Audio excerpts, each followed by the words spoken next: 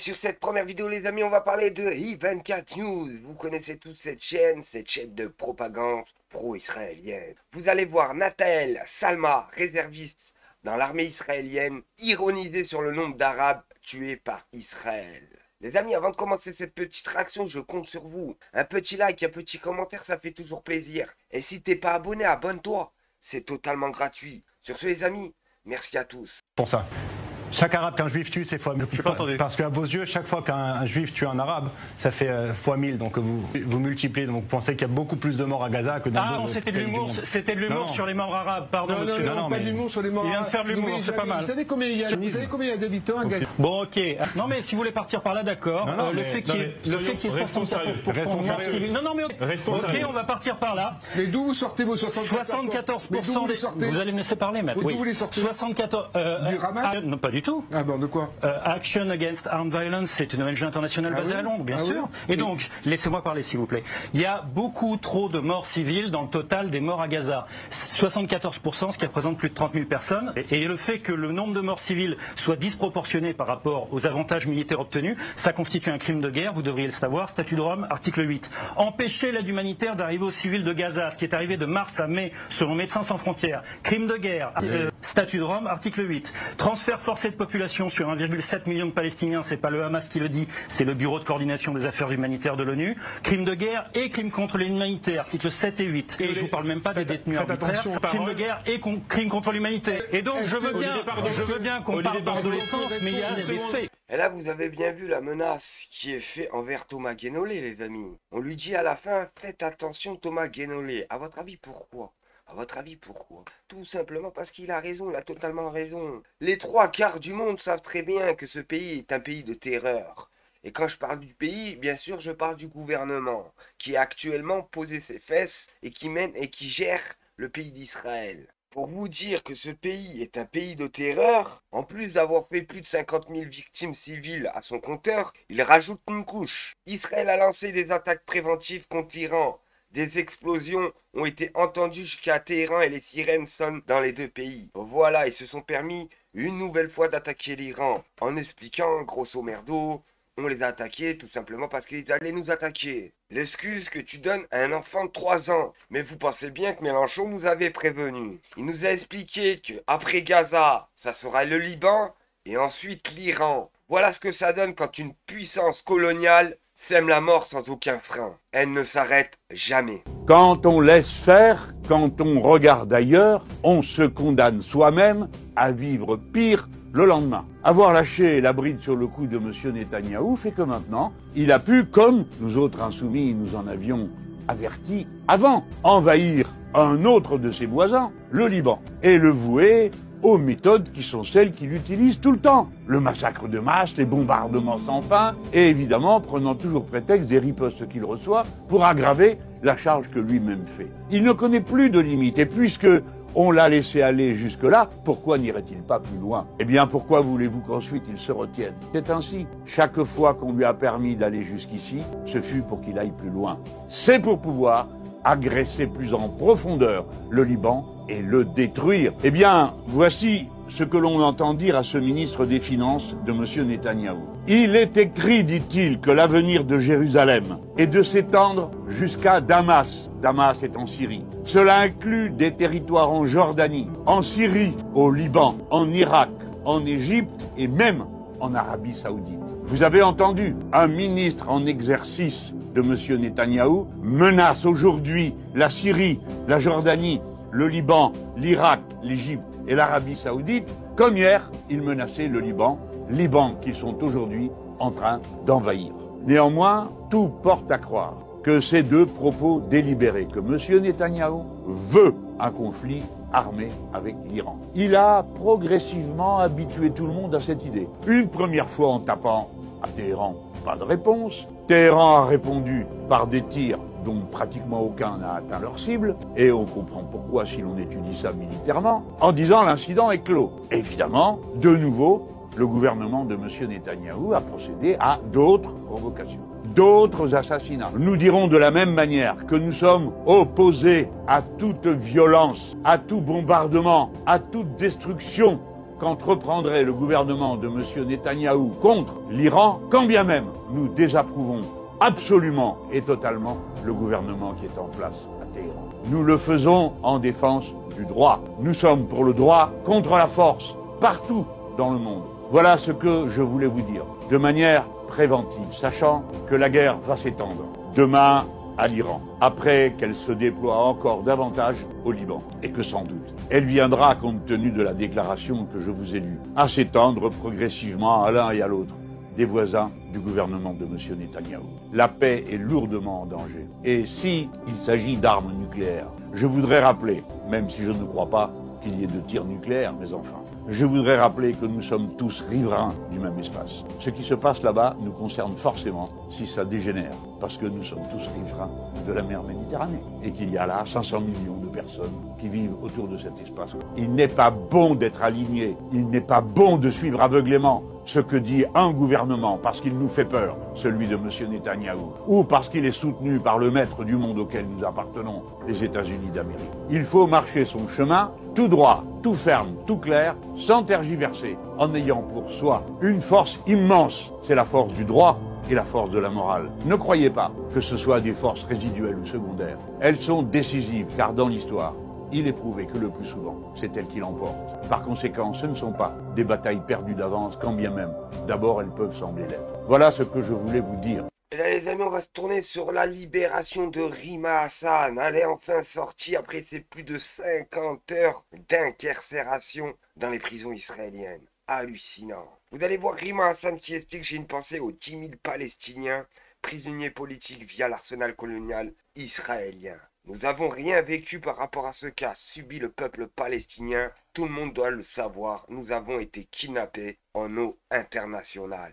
À travers cette action et ce qui s'est passé ensuite, les quelques jours de détention qu'on a eu, en tout cas pour ma part, j'ai eu une grosse pensée, je vais pas pleurer, pour les Palestiniens, les 10 000 Palestiniens, prisonniers politiques, que ce soit via la détention administrative ou via tout le procédé de l'arsenal colonial qu'il y a en Israël contre les Palestiniens, les militants et les militantes palestiniennes. Une pensée pour Georges Ibrahim Abdallah, dont je vois les drapeaux ici, et qu'il faut libérer. On n'a rien vécu par rapport à ce que vit le peuple palestinien. On a senti le lot d'humiliation coloniale, le lot de persécution, le lot de violation de droits aussi, parce que je veux le redire, nous avons été kidnappés en eau internationale. J'ai pas encore toutes les mises à jour, mais j'ai cru comprendre que la France avait hésité à réagir. Eh bien, je peux vous le confirmer, ça a été confirmé, y compris par le consul qui est venu nous rendre visite. Nous avons été interceptés, kidnappés en eau internationale. Voilà. Alors là, c'est gravissime, les amis. Comme je vous le disais de toute façon précédemment, c'est que là, on a un eurodéputé qui revient d'une incarcération et qui explique noir sur blanc qu'on a été kidnappés de force. Et dans les eaux internationales, ce qu'ils n'avaient pas le droit de faire aussi. Et il va se passer quoi, à votre avis? Eh ben, je vous le dis tout de suite, il va rien se passer, les amis. À part cracher encore une nouvelle fois sur la France insoumise et surtout sur Rima Hassan, parce qu'elle commence à devenir une figure, ils vont rien faire. Ils vont rien faire. Pourquoi? Parce que comme je vous le dis, derrière il y a les Américains et nous on est les valets des Américains. C'est simple comme bonjour. Le temps qu'on n'aura pas un gouvernement courageux, ambitieux et qui veulent totalement l'indépendance de la France, je vous le dis, ça sera désastreux pour les Français et la France en général. Ça, tout le monde doit le savoir. Et nous avons été ramenés de force au port de Ashdod alors que nous voulions aller, comme vous le savez, direction Gaza. Et une fois sur place, on nous a reproché d'être sur le territoire israélien. Donc vous voyez, c'est tout l'arsenal qui a été mis en place par Israël. Et nous avons refusé de signer un document qui attestait que nous étions... Le document que nous avons refusé de signer attestait que nous étions rentrés de manière illégale sur le territoire israélien. Et sciemment, politiquement, nous avons refusé de le signer pour dire que ce n'était pas notre choix d'arriver à Ashdod, que nous avons été kidnappés et ramenés de force sur ce territoire, alors que nous, notre destination était celle justement de la bande de Gaza.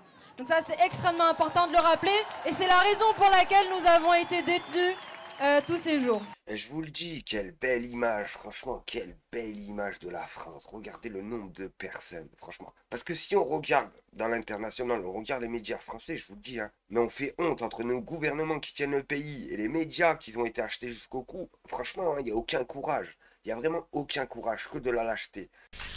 Voilà ce que ça donne quand des médias haineux comme CNews participent à la diabolisation et la haine de la France insoumise et de Rima Hassan. On voit beaucoup de drapeaux palestiniens, très peu de drapeaux français, on peut le remarquer, des drapeaux de pays étrangers, du Maghreb notamment. Et puis surtout cette espèce d'accueil d'une rockstar pour quelqu'un qui finalement... moi c'est la seule question que j'aimerais poser, c'est qu'est-ce qu'elle a fait concrètement? Parce que quand on accueille quelqu'un, une grande humanitaire, une grande défenseuse des droits, on revient avec un résultat. Ah, c'est fou les amis, je suis obligé de bloquer, c'est fou. Alors ça te dérange pas quand on donne des légions d'honneur à des pédos, à des criminels en puissance. Vous voyez, ça dérange vraiment pas hein, les amis, on est bien d'accord. Hein. Mais là, ça dérangerait que des personnes se sont dépassées, que des députés de la France insoumise lui fait une haie d'honneur, là ça dérange les médias. Et après on nous explique à longueur de journée que les médias n'ont pas un parti pris. Bien sûr que si, bien sûr que si. Rima Hassan, elle a fait quoi de méchant? Franchement, elle voulait ramener de la nourriture. Elle voulait ramener des médicaments. Voilà ce qu'elle voulait faire.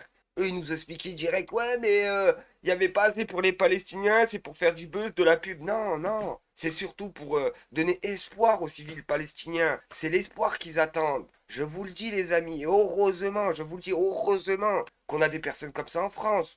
Parce que franchement, hein, depuis une décennie, la France, c'est une honte. Il n'y a rien à dire après ça. On revient à quelque chose. Qu'est-ce qu'elle a fait? Concrètement, on accueille en héroïne quelqu'un qui a fait une croisière dans la Méditerranée avec ses copains, qui s'est filmé sur Instagram et TikTok, qui a été prise en détention pendant 24 heures et qui est gentiment ramené en avion à Paris. Et pour cela, aux yeux d'une certaine partie des insoumis, ça mérite un accueil d'une héroïne. On est en train d'en faire une martyre, alors une martyre vivante, une martyre d'une cause pour laquelle elle ne sert absolument à rien. Je pense même qu'elle contribue plus que, elle contribue au sort néfaste des Palestiniens plus qu'autre chose. Et donc je trouve ça hallucinant. Et puis évidemment, on n'a toujours pas vu un drapeau français. Et voilà ce que ça donne les amis dans la tête de certains Français quand ils regardent BFM TV ou CNews en boucle. Vous êtes venus en France pour faire quoi? Pour imposer votre religion? Vous n'avez pas le droit. Moi je suis catholique, j'impose pas ma religion. Moi je suis catholique. Mais on pas notre religion. Mais si, vous l'imposez. Faites ce que vous voulez, vous regardez. Mais j'en ai marre de ça. On en a vraiment marre. On n'est plus en République. On ne retrouve plus notre pays. On ne retrouve plus notre pays. On en a marre de vous. J'ai compris. Mais partez dans votre pays. Vous n'êtes pas des Françaises. Mais non. Des Français. Avec le papier, mais pas d'origine. Non, d'origine. Mais pas du tout. Il est mixte. J'étais un professeur d'histoire, alors je sais, je connais la France. Tu sais, non, foutez le camp. C'est pas gentil. Non, mais c'est la vie. Mais c'est pas gentil. Mais les Français n'en veulent plus de tout ça. Les vrais Français n'en veulent plus. Mais vous allez dans vos... Mais vous allez... Non, c'est pas gentil là, par contre. Mais je vous fais pas du mal. Mais je vous impose pas votre tenue. Moi, je n'impose pas ma tenue. Là, c'est une jupe avec un truc, mais vous, je vous dis rien, vous avez des chaussures bleues, je vous juge pas. Mais parce que moi, c'est française que je suis française. Mais vos chaussures, elles sont bleues, vous avez une chemise rouge. Judéo comme chrétienne, vous savez ce que ça veut dire? On est un pays de judéo-chrétiens. On n'est pas musulmans. Je respecte les musulmans. Mais non, mais là, vous me respectez pas parce que vous me dites de partir, c'est rien. Mais parce que vous n'avez pas imposé. Mais je vous ai pas imposé, je suis juste dans la rue. C'est votre tenue qui nous impose. Et ça, vous voulez savoir c'est quoi? C'est les médias, les amis. Moi, j'ai rien contre cette femme. Franchement, elle me fait vraiment de la peine. Elle me fait vraiment de la peine. Et en fait, c'est à longueur de journée à regarder ces médias qui crachent sur une communauté qu'il se passe des choses comme ça, tout simplement. Il y en a qui croient à ça, hein. Franchement, hein. Je vous le dis. T'as des millions de personnes en France, souvent c'est des retraités, mais pas que, qui ne peuvent pas beaucoup sortir chez eux. Ils sont soit agoraphobes, et du coup, bah, ils font que regarder à longueur de journée la télévision. Et quand ils regardent la télévision, généralement, c'est BFM TV, CNews, etc.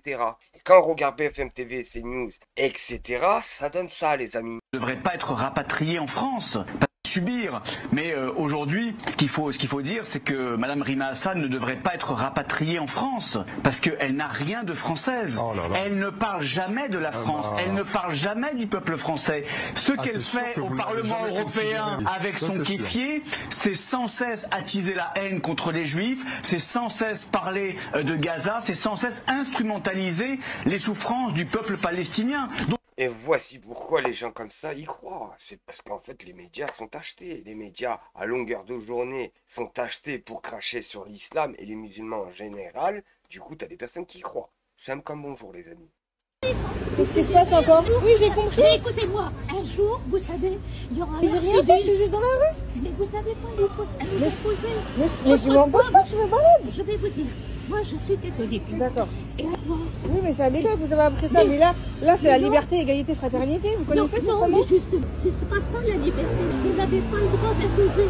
C'est pas ça la Est-ce que je vous dis que vous avez pas le droit de faire liberté. cette coiffure de cheveux? Est-ce que je vous ai interdit de faire votre coupe de cheveux? Mais mes cheveux sont naturels, vous voyez bien que j'ai beaucoup de cheveux mais blancs. moi, mon tissu est naturel. Moi, je comprends pas. Non, mais votre tenue, c'est musulman et les gens intégristes. Et les Ça veut gens- dire que, mais je pourrais très bien dire que votre chemise, elle est chrétienne et que ça se fait pas. Mais je vous le dis pas. Chacun est libre, en vrai de vrai, franchement. Jusqu'à un certain point. La liberté, ça commence où la liberté? Mais là, vous m'engueulez parce que je suis habillée comme ça. Mais parce que vous n'avez pas le droit de gêner les gens. Mais non, mais je gêne. Excusez-moi, mesdames. Excusez-moi, est-ce que je vous gêne? Comment je suis habillée? Est-ce que je vous gêne? Ah, regardez, il n'y a que vous que je gêne, madame. Ouais, moi je comprends pas en fait les amis. Ça dérange cette femme, tout ça, parce que la femme a un voile sur la tête, à ce que je vois, parce qu'on voit que l'ombre. Je vois pas où ça dérange en fait. Le temps que, franchement, le temps qu'on voit son visage, un minimum, le temps qu'on voit son visage, bah, c'est bon les amis. Le temps que dans la loi c'est pas marqué noir sur blanc que t'as pas droit d'y mettre, bah c'est bon les amis. Je vois pas en fait où ça dérange. Libre. Pas du tout, oui. Donc c'est catholique. Alors, l'école libre, Dans l'école libre, pareil, elle se passe très bien. bien sûr, Ah oui, bien sûr, mais comme elle connaît le site. Et là les amis, sur cette dernière vidéo, le ton monte entre l'ambassadeur d'Israël et le sénateur Guillaume Gontard qui parle de géno à Gaza. Et ça, vous pensez bien que ça lui a pas plu, les amis, à l'ambassadeur israélien. Il n'a pas l'habitude d'entendre ça dans sa petite oreille, surtout en France, vous le pensez bien. Guillaume Gontard. Oui, merci Madame la Présidente, monsieur l'ambassadeur. D'abord une petite précision, puisque les ressortissants français qui ont été interceptés, c'est bien intercepté dans les eaux internationales. Donc c'est juste pour préciser. Guillaume Gontard. Oui, merci Madame la Présidente, monsieur l'ambassadeur. D'abord une petite précision, puisque les ressortissants français qui ont été interceptés, c'est bien intercepté dans les eaux internationales. Donc c'est juste pour préciser. Moi, je vous ai écouté. Depuis le début de l'opération de Tsahal à Gaza, au lendemain du 7 octobre 2023, le gouvernement israélien affirme, et vous l'avez redit, que son objectif est de détruire le Hamas et de libérer les otages. Un petit rappel quand même, la colonisation des territoires palestiniens est en œuvre avant le 7 octobre. Mais derrière ces objectifs, qui sont effectivement louables, on voit bien que la réalité est tout autre. Votre armée a déjà tué plus de 54 000 personnes. On peut jouer sur les chiffres, d'où ils viennent. Le meilleur moyen, ça serait d'accepter en fait que des observateurs puissent se rendre sur place. Mais sans compter les centaines de milliers qui sont affamés, blessés et déplacés, parce qu'il y a bien des déplacements de population et des déplacements sans fin. Vous ne pouvez pas dire qu'ils sont tous des terroristes du Hamas. Quant aux otages, leurs familles dénoncent depuis des mois leur sacrifice par le gouvernement israélien. En réalité, monsieur l'ambassadeur, je vous ai écouté, mais votre version, elle tient plus. Encore plus, je l'ai dit, en refusant tout observateur et en faisant l'opacité totale sur ce qui se passe à Gaza. Et le voile sur vos intentions réelles s'est dissipé en réalité depuis quelques mois. Rupture du cessez-le-feu mi-mars, soutien de Benyamin Netanyahou au plan de Donald Trump, accélération des annexions des colonies en Cisjordanie, toujours évidemment en opposition totale avec le droit international. Depuis le 5 mai, le gouvernement israélien assume enfin son véritable but, la conquête de Gaza et le départ soi-disant volontaire de ses 2 millions d'habitants. Mais tout le monde sait que Israël c'est un pays de colonial. Depuis qu'il a été créé ce pays, depuis qu'il a été créé. Je rappelle qu'ils ont colonisé Gaza. Là ils l'ont détruit, derrière ils vont le coloniser, vous le pensez bien. Derrière ils sont en train de coloniser la Cisjordanie. Le Liban ça va être colonisé. L'Égypte, la Syrie, c'est dans leur projet. Même les grosses têtes américaines sont dans le même projet. Quand tu sais que les Américains les protègent, la première question qu'il faut se poser c'est le pourquoi du comment. Et ben pourquoi? Je vous l'ai dit, c'est parce qu'il y a des minerais, il y a des intérêts cruciaux. Et Israël et les Américains n'ont pas le même projet. Les Américains, c'est de prendre le pétrole, le gaz, les minerais, etc. Voilà, tout ce qu'il y a là-bas. Et pour Israël, grosso merdo, c'est leur projet talmudique. Comme je vous ai dit, leur projet, c'est de conquérir le Liban, la Syrie, la Libye, je crois, l'Égypte, une partie de l'Arabie Saoudite. Voilà, il y a moins une douzaine de pays. c'est dans leur projet de les conquérir, voilà. Et c'est pour ça qu'en fait, tous les voisins d'Israël se font bombarder, jusqu'à l'Iran, les amis. Pourquoi actuellement se font bombarder, ils se font bombarder la gueule? Parce que le projet final, c'est qu'en fait, l'Iran ne puisse pas se protéger. Du coup, il faut les bombarder la gueule, hein, comme on a fait aux autres. Et comme ça, ils ne peuvent pas créer de bombes nucléaires ou des armes assez sophistiquées pour se défendre. Les opérations militaires avec l'appel de 60 000 réservistes et le grignotage du territoire témoignent de cette volonté d'annexion. Les franges les plus extrémistes du pouvoir ne cessent de pousser pour cette conquête de Gaza, malgré l'échec de la précédente occupation, puis de la Cisjordanie. En réalité, monsieur l'ambassadeur, ça contraste beaucoup avec votre discours. Alors, monsieur l'ambassadeur, pouvez-vous donc nous confirmer, ou plutôt nous reconfirmer, mais vraiment plus clairement, que vous êtes contre la solution à 2 États défendue par la France? Le Premier ministre israélien disait récemment un État palestinien serait une énorme récompense au terrorisme. Alors si tel est votre objectif, quelle perspective politique imaginez-vous qui n'implique pas justement le génocide du peuple palestinien et avec lui l'isolement total de votre pays sur la scène internationale? Et puis je rajouterai par rapport à ce que vous venez de dire que, en réalité, combattre le terrorisme, on est tous évidemment pour combattre les terroristes. Mais je pense que vous faites une grave erreur, parce qu'on ne combattra jamais le terrorisme uniquement avec les armes, mais avec des solutions politiques, et on le combattra durablement uniquement avec des solutions politiques. Mais imaginez-vous les amis, imaginez-vous une seconde les amis, que du jour au lendemain vous avez perdu votre mère, votre père, votre frère, votre petit frère, votre voisin, votre cousin. Tout ce que vous avez connu ont disparu, et ont disparu drastiquement, excusez-moi, sous les bombes de Tsahal. Comment vous réagirez à votre avis? Et après, derrière ça, il nous parle de terreau, il nous parle de tortues ninja cachées dans les trous. Arrêtez de bombarder déjà. Arrêtez de tuer des enfants et des femmes. Déjà, rentrez déjà dans votre tanière là-bas. Arrêtez de coloniser la Cisjordanie. Arrêtez de coloniser Gaza. Voilà, arrêtez de coloniser le Liban. Arrêtez de bombarder l'Iran. Et vous allez voir petit à petit, ça peut que se calmer. Vous voyez ce que je veux dire? Mais c'est pas le projet du gouvernement de Benjamin Netanyahu, je vous le dis. C'est l'enfer sur terre, entre guillemets. C'est l'enfer sur terre. À votre avis, pourquoi il continue ces bombardements et il explique à longueur de journée, on est en guerre, on est en guerre, on est en guerre? Parce qu'il sait très bien, le jour où il n'est pas en guerre, il sera condamné immédiatement par les instances internationales. Immédiatement. Pourquoi? Parce qu'il ne sera plus en charge d'être ministre. Il sera poussé du gouvernement, vu qu'il est condamné par les instances internationales. Et vous pensez bien que Israël, sans les instances internationales, ne pourra pas marcher longtemps. Vous le pensez bien. L'utilisation du terme génocide, je m'excuse, mais est vraiment regrettable. Parce que, vous savez quel est le taux le taux de naissance? Natalité chez les Palestiniens, c'est 3 enfants par personne. Vous imaginez? Mais quelle honte, franchement, quelle honte! Sans bégayer, sans cligner de l'œil, l'ambassadeur israélien vient expliquer en fait qu'il y a plus de naissances là maintenant actuellement, alors qu'ils se font bombarder la gueule. Les amis, il n'y a plus rien qui pousse. Il n'y a pas d'électricité, pas d'eau courante. Ça fait plus de 3-4 jours qu'ils ont plus de nourriture. Et encore, quand on se dit, ils se nourrissent, c'est vraiment... Faut voir pour y croire, les amis, hein. T'as des enfants de 3 ans qui boivent de l'eau de mer, pour vous dire, qui la filtrent, les amis, avec un t-shirt sale, et qui la boit. Et lui vient nous expliquer qu'il y a plus de naissances. Eh ben, les amis, quel culot. Il y a plus de Palestiniens aujourd'hui qu'il y avait le 6 octobre. Leur dire qu'il y a un génocide... Non, alors dire qu'il y a un génocide quand la population augmente, c'est grave. Au contraire, les Palestiniens rentrent en Israël pour être traités. Vous savez que dans les hôpitaux de Jérusalem, les hôpitaux de Jérusalem traitent de la même façon les Palestiniens qui viennent de Cisjordanie qu'ils traitent les Israéliens. Alors dire qu'il y a un génocide quand Israël justement aide la santé palestinienne, le service de santé palestinien, aide les Palestiniens sont traités. Non, mais justement, quand les Israéliens traitent, vous savez que Sinwar lui-même a été traité dans un hôpital israélien. Yahya Sinwar lui-même a été sauvé dans un hôpital israélien. Alors si notre but était de génocider les Palestiniens, au moins on l'aurait laissé mourir, parce qu'il avait un cancer cérébral. Alors vraiment, utiliser ce terme quand nous aidons les Palestiniens, leur service de santé quand Israël aide le service de santé palestinien, excusez-moi, mais c'est tout à fait inacceptable. C'est vraiment ne pas regarder la réalité sur place. Vous avez vu comme ils renversent la situation, en fait. D'attaquants, ils se posent en victime. Et en fait, ça, ils sont des as. Hein. C'est des as. Pour se victimiser, les amis, c'est des as. C'est les as des as, même, je dirais. Le mec, ils ont fait plus de 50 000 civils tués. Ils tuent des enfants, des femmes à la pelle. Ils bombardent tout ce qui bouge. Et comme je vous dis, ils attaquent tout ce qui bouge autour. Et derrière ça, il arrive à nous dire que c'est nous, en fait, qui sont graves parce que...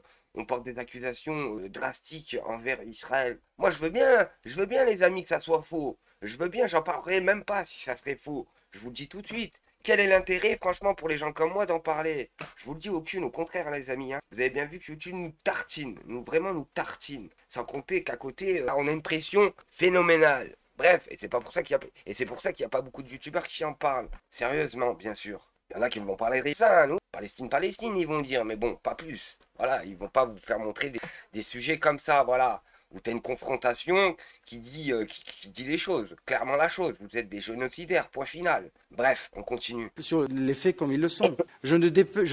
Dans aucun cas, j'ai dit que je dispute le nombre de morts qu'il y a jusqu'à présent. Et c'est terrible. Cette guerre est terrible. Notre but n'était pas, justement, de causer la mort de 50 000, 54 000, vous dites 54 000, je ne discute pas, nous sommes incapables de discuter les chiffres. Nous savons exactement combien de terroristes nous avons tués, nous avons éliminés. Alors là, vous avez bien entendu déjà la question que j'ai envie de vous poser, les amis, c'est le pourquoi, si simplement et clairement, il dit oui, 54 000, oui. Parce que moi, je vous le dis tout de suite, ils savent très bien que c'est beaucoup plus de civils qui ont été touchés dans la bande de Gaza. Et ça, nous le savons. Et ce ratio, vous savez quel était le ratio, monsieur le sénateur, quand la France et les alliés ont combattu à Raqqa et combattu à Mossoul? Pour chaque terroriste qui était tué, il y avait 4 civils qui étaient tués. J'accepte le chiffre que vous donnez de 54 000. Je ne le discute pas. Je l'accepte. Mais nous savons qu'il y a 25 000 terroristes qui ont été tués, éliminés. Ça veut dire que le ratio est à peu près de 1 pour 1. Pour chaque terroriste qui est tué, il y a malheureusement, et c'est terrible, un Palestinien civil qui meurt aussi. Et je dis... Vous vous imaginez, en fait, ils ont pris les Français et le monde en général pour des moutons, pour des chefs qui savent pas réfléchir, franchement. C'est même pas besoin de réfléchir, on les a vus en fait. Pour avoir un terroriste, les amis, ils bombardaient une tour de 15 étages. Une tour de 15 étages. Où t'avais des centaines, voire des milliers de personnes de familles civiles là-bas. Voilà. On l'a vu le coup du téléphone, du talkie-walkie, que j'avais vu ça que dans James Bond, les amis. Ils se vantaient, tu sais. Ils se vantaient. On y a eu des centaines, voire des milliers de civils qui ont été touchés parce que des téléphones ont été traficotés par le Mossad et il y avait des explosifs dedans. Vous voyez ce que je veux dire? Qui a été condamné pour ça? Alors qu'il y a des centaines de civils et surtout des enfants et des femmes qui ont été touchés. Et là, pareil, les amis, c'est pour avoir 2-3 commandants du Hamas, si je me rappelle. Si je me rappelle bien, ou l'Iran. Ouais, je crois que c'était l'armée.